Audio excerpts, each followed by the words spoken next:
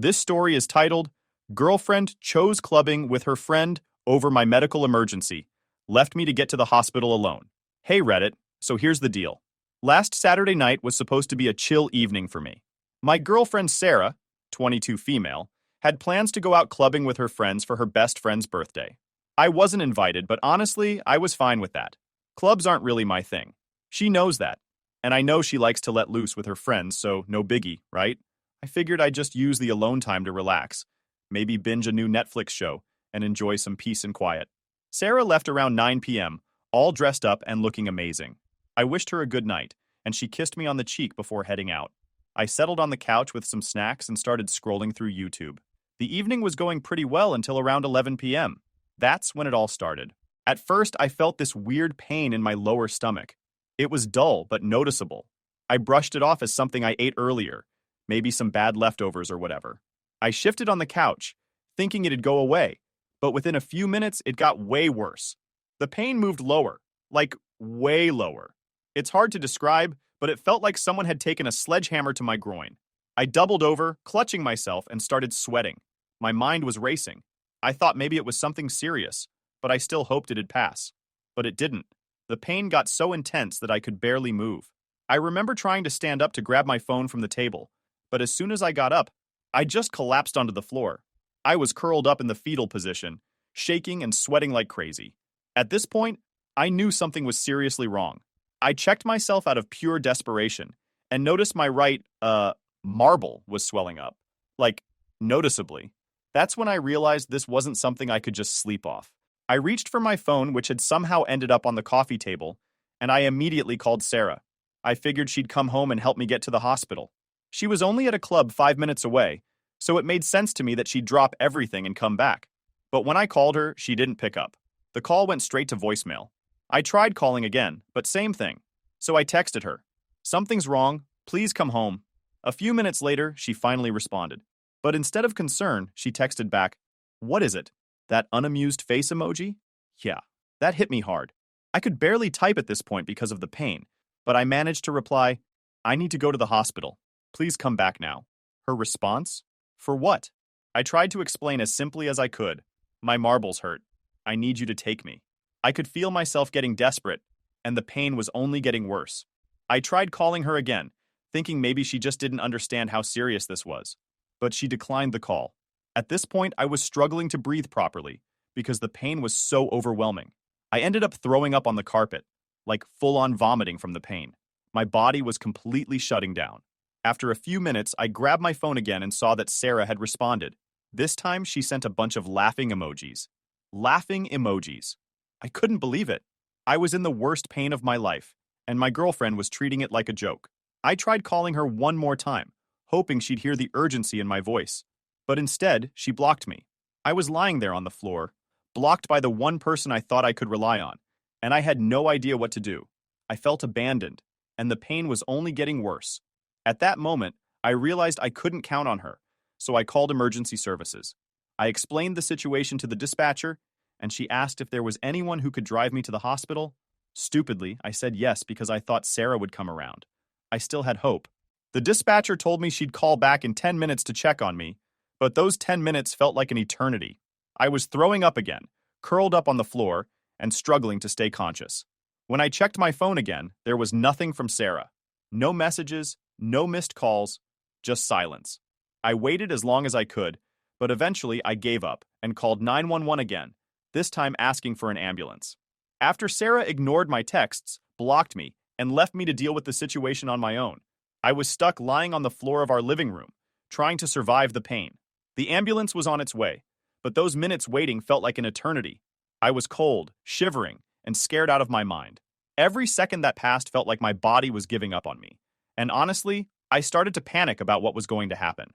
I don't know if you've ever experienced pain so bad that it messes with your sense of time, but that's exactly what this felt like. I kept thinking, what if the ambulance doesn't get here in time?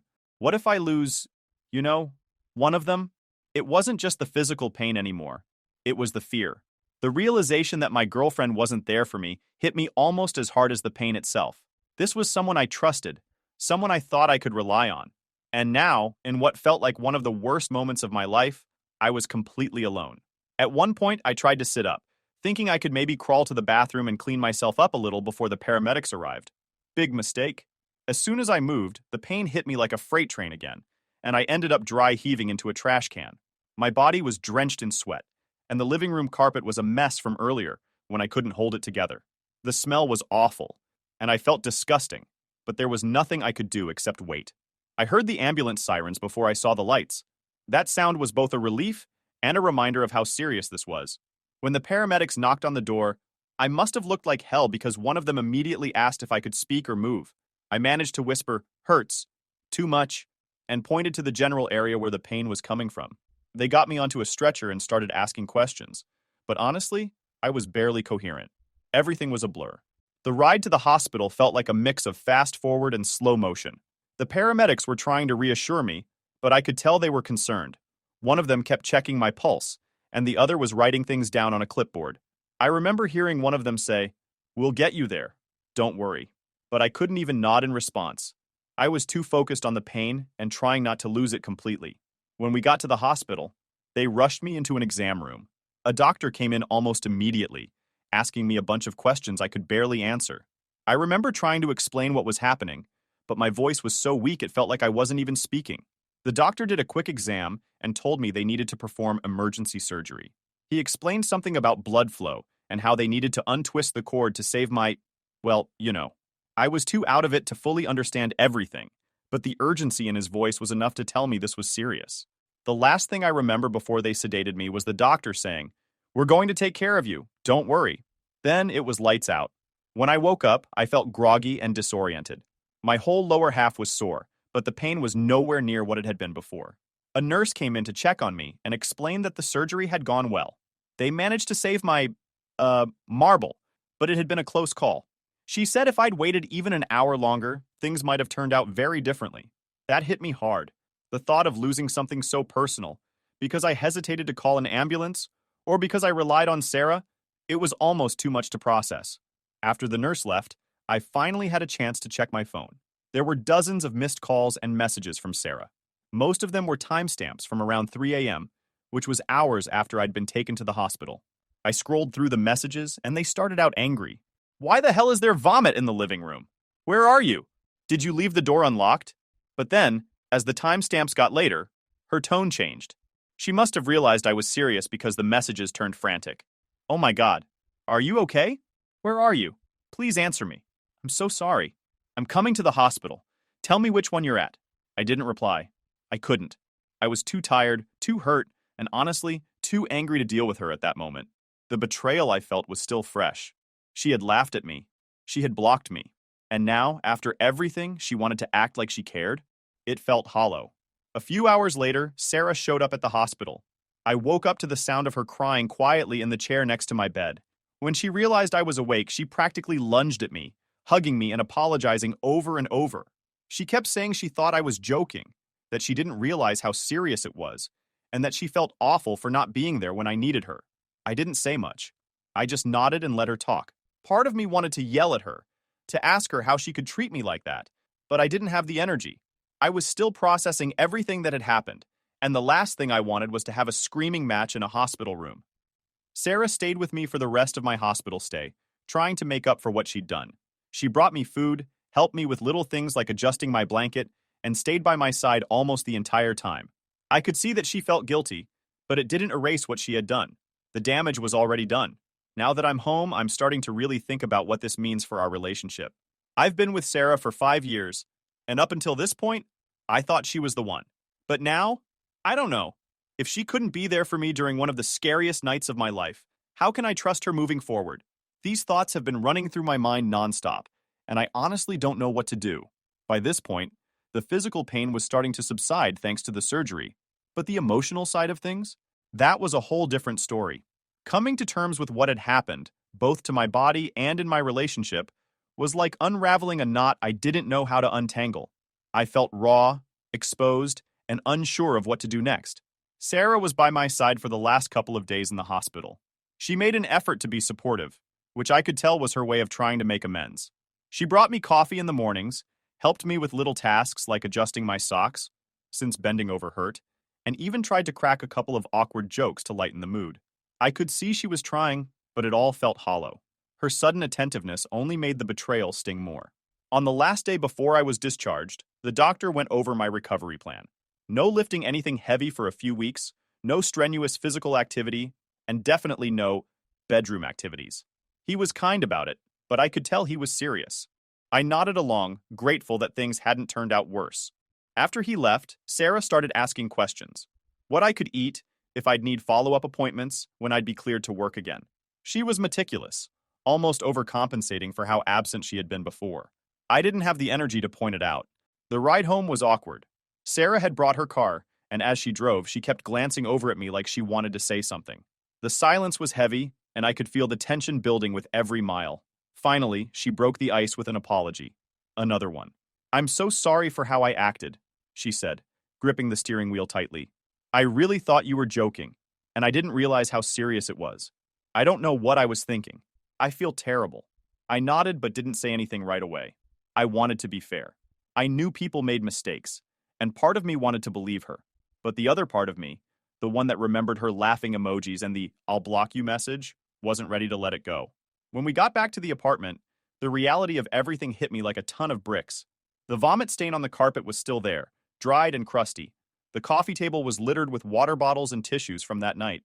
The air smelled stale, like a combination of sweat, sickness, and cleaning supplies. It was a visual reminder of just how bad things had gotten, and I couldn't ignore it. Sarah immediately went into cleanup mode, grabbing paper towels and scrubbing at the carpet like she was trying to erase what had happened. I stood there, watching her, feeling disconnected. It was like I was outside of my own life, looking in on someone else's mess. Over the next couple of days, Sarah tried her best to make things normal again. She cooked dinner, brought me tea, and even offered to help with some work emails I was falling behind on. But every time I looked at her, all I could think about was that night, how she had chosen partying and blocking me over, even checking to see if I was okay. The thought made my stomach churn, and I found myself withdrawing from her without even meaning to. One night, as we were watching TV, she finally confronted me. "You're still mad, aren't you?" she asked quietly, not looking at me. I didn't answer right away. I paused the show and took a deep breath. "I'm not just mad, Sarah," I said. "I'm hurt. I trusted you, and you let me down in the worst way possible. I was in so much pain, and you laughed at me. You blocked me." Her eyes filled with tears, and she started apologizing again, but this time I cut her off. "I need to know why," I said firmly.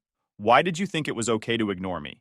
Even if you thought I was joking, why wouldn't you come home to check? Why would you block me when I was begging for help?"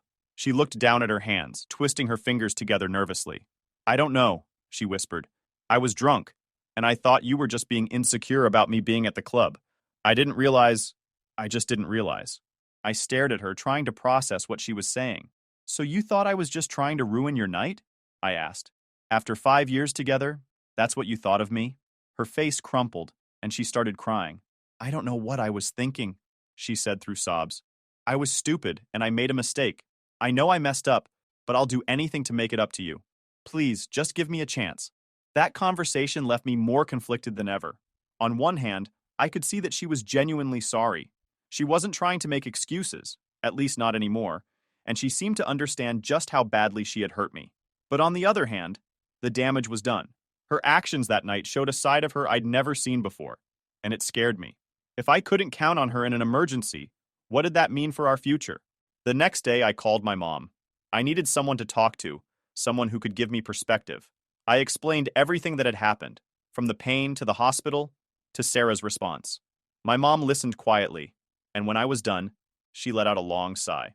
"Sweetheart," she said gently, 5 years is a long time, but it's not a lifetime. If you're already questioning whether you can trust her, that's something you need to take seriously. Trust is everything in a relationship. I knew she was right. Deep down, I knew. But hearing it from her made it feel more real. That night, I told Sarah I needed space. I asked her to stay with her parents for a while so I could figure out what I wanted to do. She broke down crying again, begging me not to end things. But I held firm. "I'm not saying it's over," I told her. "I just need time to think." She packed a bag and left reluctantly, promising to do whatever it took to earn back my trust. As I watched her walk out the door, I felt a mix of sadness and relief. Sadness because I still loved her, and relief because I finally had the space to breathe. Now I'm sitting here, writing this, trying to make sense of everything. I don't know what the future holds, but one thing is clear. Things can't go back to the way they were. If we stay together, there will have to be serious changes. And if we don't, well, at least I'll know I gave it my all. All right, everyone. Before we dive into the update, I have a small request. We put a lot of effort into finding these incredible stories for you every single day, and your support means the world to us. If you enjoy our content, please consider subscribing to the channel. It really helps us grow and allows us to continue bringing you more amazing stories. Thank you. Now, let's move to the update. Update 1.0. Hey Reddit, it's been a few days since I asked Sarah to stay with her parents, and honestly, it's been a roller coaster of emotions. With her gone, the apartment feels quiet. Too quiet, really. I thought I'd appreciate the space, but instead, I find myself replaying everything over and over in my head. The night it all went down, the hospital stay, our conversations afterward. It's like a constant loop that won't shut off. I've been trying to keep myself busy. The doctor said I shouldn't do anything too physically demanding while I heal, so I've been sticking to light activities. Mostly, I've just been catching up on work emails, watching random shows, and scrolling through my phone. But no matter what I do, my mind always circles back to Sarah and what happened. It's like my brain won't let me move on until I figure out how I really feel. One thing that's been eating at me is how blind I was to this side of Sarah. We've been together for 5 years, and I honestly thought I knew her better than anyone. She's always been the type to take care of me when I'm sick, even if it's just a cold.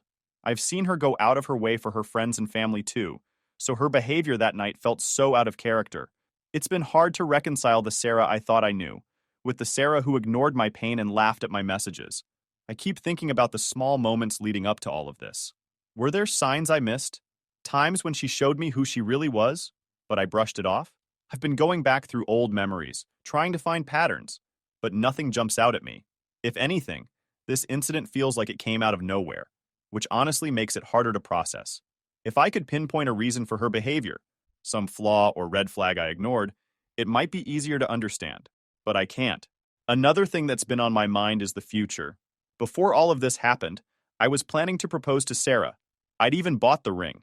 It's still sitting in the drawer by my bed, and every time I open it, I feel this pang of regret. I'd pictured our life together so clearly. Marriage, kids, growing old side by side. She was my person, or at least I thought she was. Now I'm not so sure. It's not just about the incident itself, though. That's obviously a huge part of it. It's about trust. How do you rebuild trust after something like this? Can you? I've been reading articles and forums about relationships and forgiveness, trying to figure out if it's even possible. Some people say that time heals all wounds, but others say that trust, once broken, can never be fully repaired. I don't know which camp I fall into yet. My mom called me again yesterday to check on me. She's been a rock through all of this, which I'm so grateful for. She asked how I was feeling, physically and emotionally, and I gave her the usual update. I'm healing, but it's slow. Then she asked the question I've been dreading. Have you decided what you're going to do about Sarah? I didn't have an answer for her.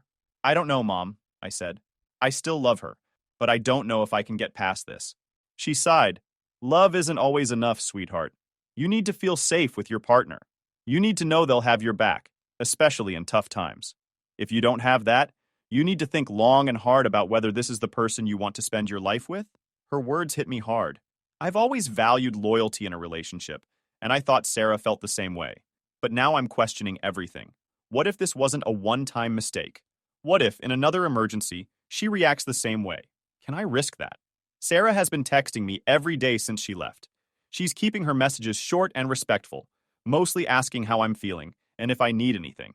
She hasn't pushed me to talk about the relationship, which I appreciate, but I can tell she's holding back a lot. Part of me wants to respond and tell her everything I'm feeling, but the other part of me isn't ready yet. I don't want to say something in the heat of the moment that I'll regret later. I've also noticed how much of my identity was tied to our relationship. Without her here, I've had to confront parts of myself that I've been neglecting. Like, who am I outside of Sarah's boyfriend? What do I want out of life, separate from our plans together? It's a strange feeling, but in a way, it's been good for me. I'm starting to realize that maybe I lost sight of myself a little in our relationship, and this time apart is giving me a chance to figure out who I am again. One of the most surprising things about this whole experience has been the support I've gotten from unexpected places. A few of my friends, who I haven't talked to in a while, reached out after hearing what happened. They've been encouraging me to take my time and not rush into a decision about Sarah. One of them even offered to come over and hang out, just to keep me company. It's been nice to feel like I'm not alone in this, even if it's just through a text or a phone call. At the same time, I've been careful about who I talk to about this. I don't want to badmouth Sarah to everyone we know because, no matter what happens, I still care about her. I don't want people to judge her based on this one mistake, even if it was a huge one. It's a tricky balance, venting about how hurt I am without turning it into a smear campaign. The ring is still sitting in that drawer, and every time I see it, I feel like it's mocking me. I haven't told Sarah about it, and I'm not sure if I ever will. Part of me wonders if she could even imagine how close I was to proposing, how I had planned everything out in my head. If she knew, would it make her feel worse? Or would it just make her feel more guilty than she already does? Don't know.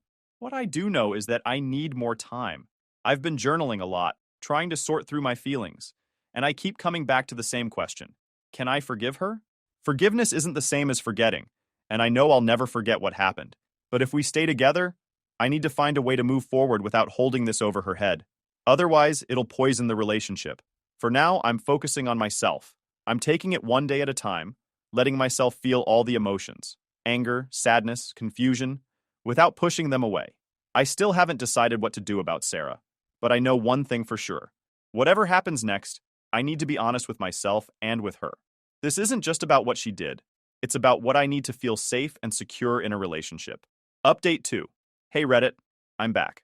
It's been about a week since I asked Sarah to leave and stay with her parents. A lot has happened in that time, and I feel like I'm finally starting to get some clarity.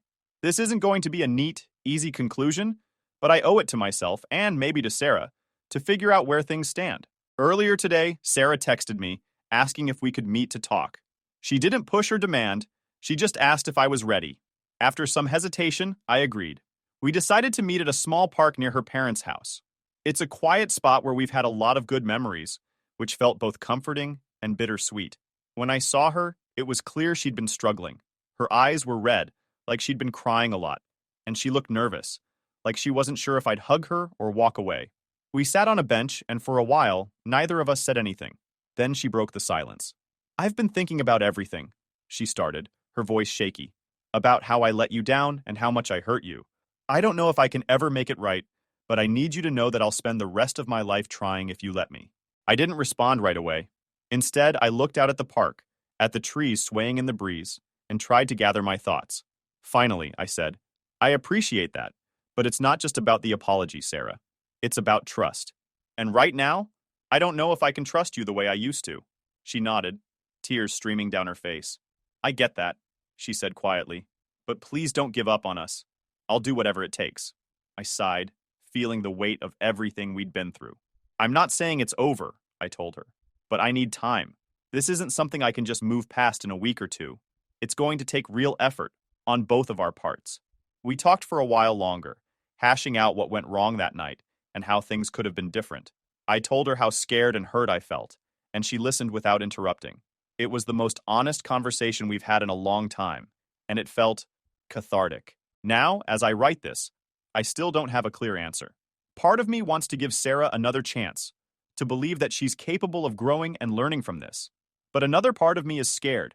Scared of being vulnerable again, of putting my trust in her only to be let down. What I do know is this. I need to take it slow. I'm not going to rush back into things or make a decision out of guilt or pressure. If Sarah and I are going to rebuild, it's going to be on a foundation of honesty and accountability. No shortcuts. So Reddit, I am seeking your judgment. Should I forgive her? Final update. Hey Reddit, I guess this is the final chapter of this whole mess. I've been sitting on this decision for a few days now, and after a lot of thinking, talking, and honestly crying, I've made my choice. We met up again a couple of days ago. Sarah had been staying at her parents' house since I asked for space, and this time we agreed to talk at the apartment. I didn't want to do it over text or a phone call.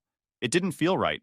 After 5 years together, she deserved to hear this in person, even if it was going to hurt.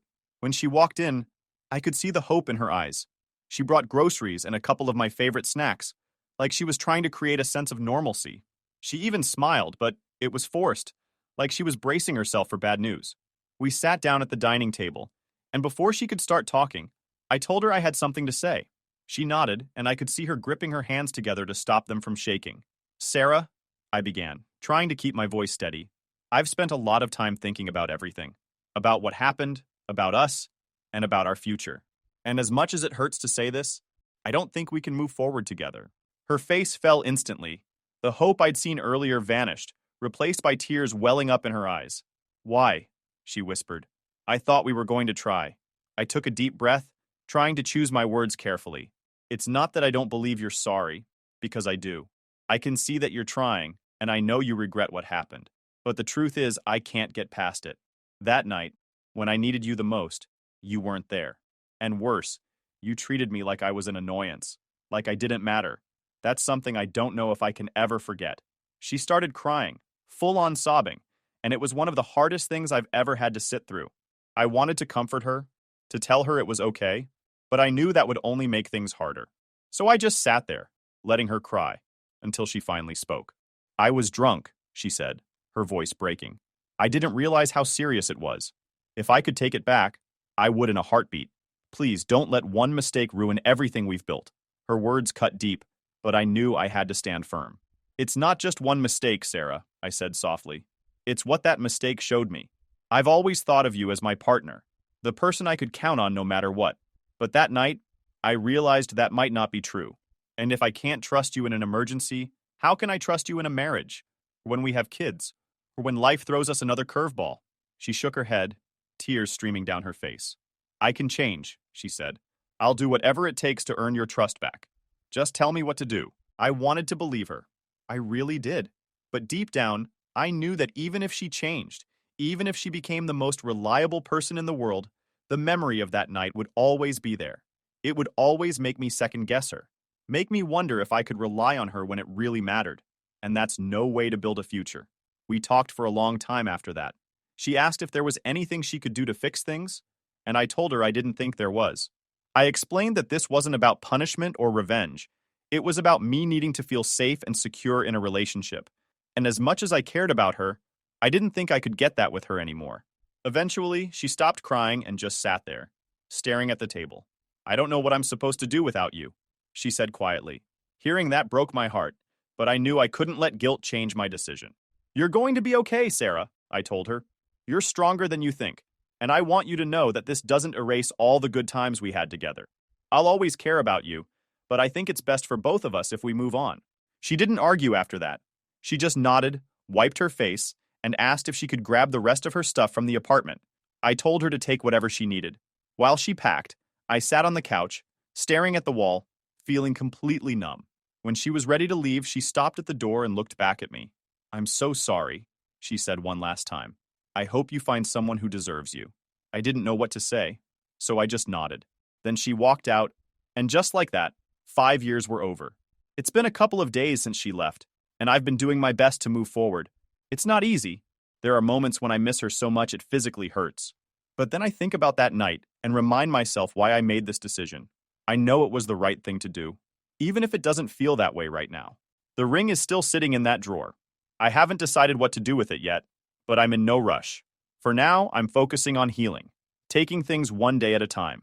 To everyone who followed my story, thank you for your advice, your support, and your kind words. You helped me see things clearly when I was drowning in confusion, and I'll always be grateful for that. This has been one of the hardest experiences of my life, but I'm walking away from it stronger and more self-aware. Thanks again, Reddit. You've been a lifeline, and I'm ready to move forward.